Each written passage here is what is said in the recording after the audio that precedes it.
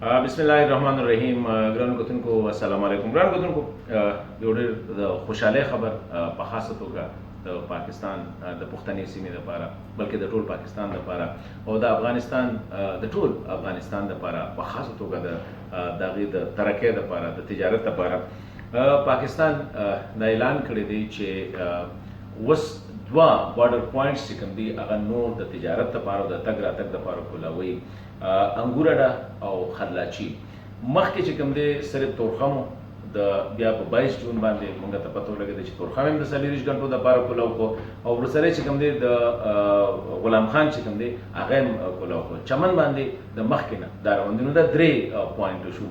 اوس حکومت ودن موږ وکتل چې 22 جون نه دا اوس واغه تقریبا د 10 ورځې کې فیصله وکړله چې په خرلاچي باندې، ځکه چې خرلاچي دا بیا نوره لنډه لاره ده او ورسره انګوره چې کوم دی دا پوینټس هم کولاوي. سلی څنګه چې په تورخم، په چمن او په غلام خان باندې 40 غنټې چې کوم دی د هفتې 6 ورځې په دې باندې به د ټرکونو یا د ګاډو تجارت چې کومي هغه کولاو دی. دغه شانتې به د 40 غنټو دپاره په خرلاچي او په انګوره باندې. نو لکه دا ټول شو تقریبا 15 کراسینګ پوینټس چې کوم دي چې د افغانستان سره په دې باندې تجارت او تګ راتګ چې کوم دی هغه کولاو شو. دا ما په خیال ډېر لوی ډیولپمنټ دی. او څنګه چې کله پاکستان سپیشل ریپرزینټیټیو صادق خان اپوینټ کړ، نو ما په خیال هغه یو خبره کړې وه، دا ما ویلي وو چې ما سره یو ملاقات کې دا ویلي وو چې زما کار دا دی چې د پاکستان او افغانستان ترمنځ د ولسونو ترمنځ کومې فاصلې دي دا ختمول او ورسره چې کوم دی تجارت چې کوم دی پروموټ کول. ځکه افغانستان غریب ملک دی، ډېر وروسته پاتې شوی دی. د هغوی تجارت چې اوس د میوو موسم راشي هغه تعلق پخوا خو به وي انډیا به وي چې مونږ به توسو، پلانې به وي چې مونږ به توسو، خو پته ولګېده چې هغه هسې د هندوستان هغه وعدې چې کوم دی چېرې مونږ به دې ځای نه په ټرکونو کې وړو، مونږ چابهار دلته جوړ کړو، خو هغه هسې ګپ شپ و. هغه صرف افغانانو له چې کوم دی زما په خیال یو دوکه ورکولو.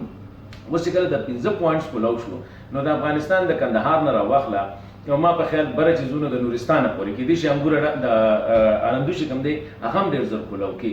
دا ټولې علاقې دلته چې د دې ځای کې فروټ، د دې ځای کې منرل، د دې کې هر یو شي تجارت شي یا د دې ځای نه تګ راتګ هغه کولاو. ځکه چې د افغان ایکسپورټ چې کوم دی پاکستان مکمل هغې له دغه ورکړي.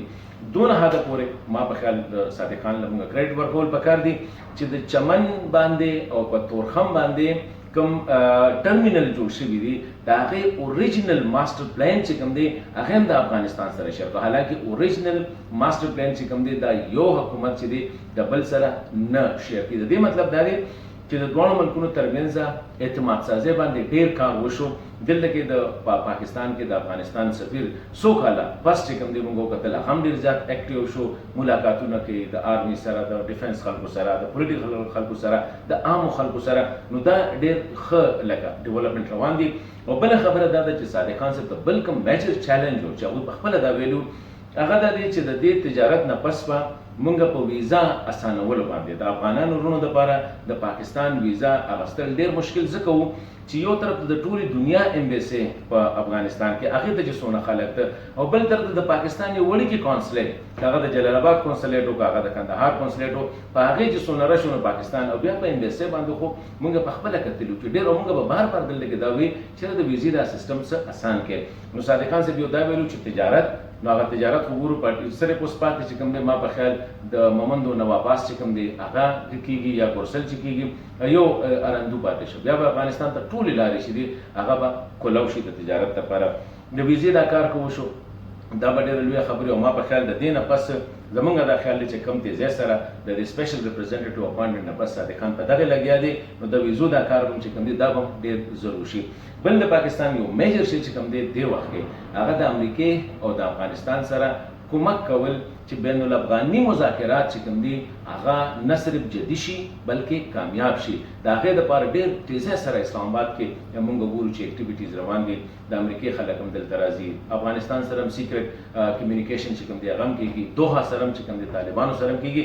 یو مقصد یې دا دی که تجارت موږ کولاوو، راشه درشه موږ کولاوو، د هغې دپاره امن ضروري دی او دغه د پاکستان پرایرټي ده. دغه هم ده چې تجارت کولاو کړو، خلکو ته اسانتیا راشي، او بیا چې کوم دی د افغانستان امن چې دی هغه د افغانستان او پاکستان دپاره د سیمې دپاره ضروري دی. نو ما وایي چې دا ډېر اهم ډیولپمنټ دی، دا زه تاسو سره شیر